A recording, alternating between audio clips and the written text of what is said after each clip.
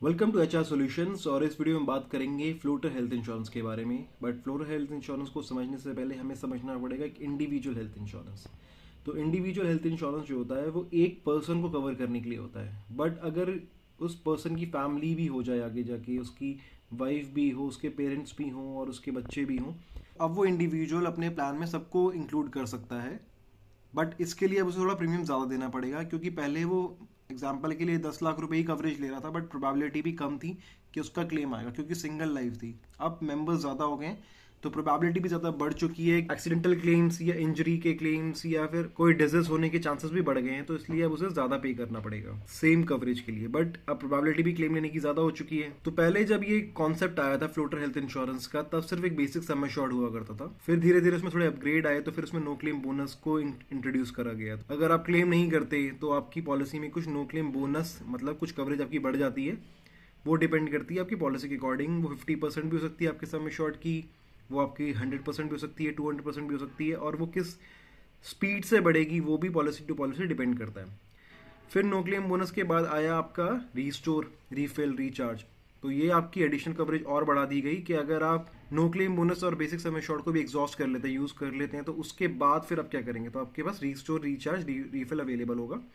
वो according to terms and condition आप use कर पाएंगे। जैसे कि कई बार क्या होता है कि रीस्टोर, रीफिल के लिए कंडीशन होती है कि पहले आपका बेसिक सम एश्योर्ड और नो क्लेम बोनस एग्जॉस्ट होना चाहिए, या फिर सेम इलनेस सेम पर्सन के लिए आप यूज़ नहीं कर सकते। तो अलग अलग कंडीशन है अलग अलग प्लान्स में। तो बात फिर से घूम के मिलाते हैं फ्लोटर हेल्थ इंश्योरेंस पे। तो फ्लोटर हेल्थ इंश्योरेंस में जो वर्ड है फ्लोटर, इसका मीनिंग क्या है कि इसमें जो आपकी कवरेज है ये फ्लोट करेगी। कि 4 मेंबर हैं अगर पॉलिसी में, तो कोई भी उसको यूज़ कर सकता है, फ्लोट करके वो उसकी पास चली जाएगी जब वो उसे लेना चाहेगा। तो रिस्ट्रिक्शन नहीं होगी कि जो अवेलेबल सम एश्योर्ड है या नो क्लेम बोनस है या रिस्टोर है वो पर्टिकुलर मेंबर ही यूज़ कर सकता है। ये फ्लोटेबल है, मतलब यहाँ से कहीं कोई भी यूज़ कर सकता है इसको किसी भी रेशो में। उसके बाद कॉन्सेप्ट आ गया है अब अनलिमिटेड रीस्टोर का। इसमें अगर आपकी फैमिली में आपने एक फ्लोटर सम एश्योर्ड लिया 10 लाख रुपीज़ का और आपकी पॉलिसी में 4 मेंबर्स हैं, तो अनलिमिटेड रीस्टोर का मतलब क्या है कि अगर कोई ऐसी दुर्घटना होती है जिसमें चारों मेंबर को एक साथ एडमिट होना पड़ जाता है, तो वहाँ पे चारों मेंबर 10-10 लाख रुपीज़ ईच का क्लेम यूज़ कर सकते हैं।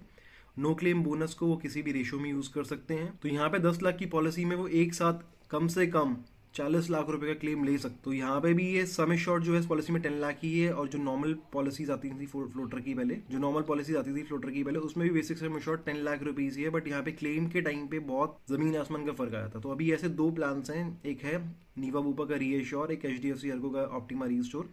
ये दो प्लान ऑफर करते हैं अनलिमिटेड रीस्टोर वाली फैसिलिटी। और इसमें इन्होंने टर्म्स एंड कंडीशन भी काफ़ी लीनियंट रखी गई है कि आप सेम पर्सन सेम इलनेस के लिए भी आप अनलिमिटेड रीस्टोर यूज़ कर सकते हैं। तो आजकल जो फ्लोटर हेल्थ इंश्योरेंस में कवर आ रहा है उसमें आप अपने बच्चों को इंक्लूड कर सकते हैं और अपने पेरेंट्स या फिर अपने इन लॉज को कवर कर सकते हैं। बट जनरली क्या होता है कि पेरेंट्स या इन लॉज की कुछ मेडिकल हिस्ट्री होती है जिसकी वजह से उनकी कुछ ना कुछ लोडिंग आ जाती है, या फिर वो उस प्लान में एक्सेप्ट ही नहीं होता उनका प्रपोजल जिसमें आपका हो सकता है। तो इसलिए कई बारी पेरेंट्स की पॉलिसी अलग से लेना, दूसरे कोई और उनका सूटेबल प्लान लेना ज़्यादा बेटर रहता है, जबकि आपके लिए कोई और पॉलिसी ज़्यादा बेटर हो सकती है जिन पॉलिसीज़ में मेडिकल हिस्ट्री क्लीन मांगते हैं। तो वो प्लान थोड़े चीपर होते हैं और बेटर कवरेजेस प्रोवाइड करते हैं। और अगर आपकी कुछ मेडिकल हिस्ट्री है तो उसकी वजह से आपको रिस्ट्रिक्ट होना पड़ता है कुछ ऐसे प्लान्स में जिसमें प्रीमियम थोड़ा ज़्यादा चार्ज होता है, फीचर थोड़े कम होते हैं। तो इसलिए जिद में ना पड़ें कि अपने पेरेंट्स के साथ ही आप एक फ्लोटर प्लान लेंगे। तो इसलिए कोशिश करें कि अपने बच्चों के साथ ही अपना फ्लोटर प्लान लें।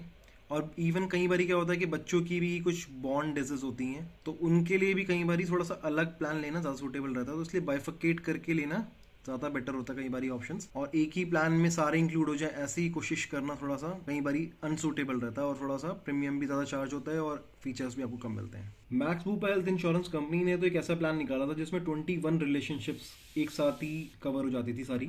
नीस नेफ्यू से लेके चाचा मामा ताया सारे कवर हो जाते थे एक ही प्लान में। बट क्या होता है कि कन्फ्लिक्ट रहता है ऐसे बड़ी फैमिलीज में, अगर पूरा सबको आप एक ही पॉलिसीज में कवर करेंगे। और उसमें इंडिविजुअल कवर के साथ में एक फ्लोटर कवर हुआ करता था पॉलिसी में, तो प्रीमियम उसमें थोड़ा सस्ता पड़ता था। बट ये है कि एक साथ सबको कन्विंस करना और सबको एक ही पॉलिसी में रखना और सबका एक साथ क्लेम करना बहुत ही ज़्यादा डिफिकल्ट होता था। उसमें मैटरनिटी कवरेज का ऑप्शन भी होता था, बट उसमें लिमिट होता था कि 2 लेडीज़ ही उसमें मैटरनिटी कवरेज ले सकती हैं, जबकि लेडीज़ फिर ज़्यादा हो जाएंगी। तो इसलिए काफ़ी सारे ऐसे प्लान्स होते हैं जो कि होते तो अच्छे हैं दिखने में, बट फीजिबल नहीं होते फैमिली के हिसाब से। तो अपना प्लान जो है आप थोड़ा सा रिसर्च करके अच्छे से फ्लोटर प्लान करें। और इस जिद में ना पड़े कि सबको एक ही प्लान में ही कवर करना है। तो इस वीडियो में फिलहाल इतना ही। अगर फ्लोटर हेल्थ इंश्योरेंस प्लान के बारे में अगर आप और जानकारी चाहते हैं तो कमेंट में अपने क्वेश्चंस रख सकते हैं, मैं उसका जवाब फिर आपको कमेंट्स में ही या फिर एक और वीडियो बना के स्पेसिफिकली फ्लोटर हेल्थ इंश्योरेंस पे फिर उन चीज़ों को हम क्लियर कर लेंगे। So thanks for watching this video and see you in the next video.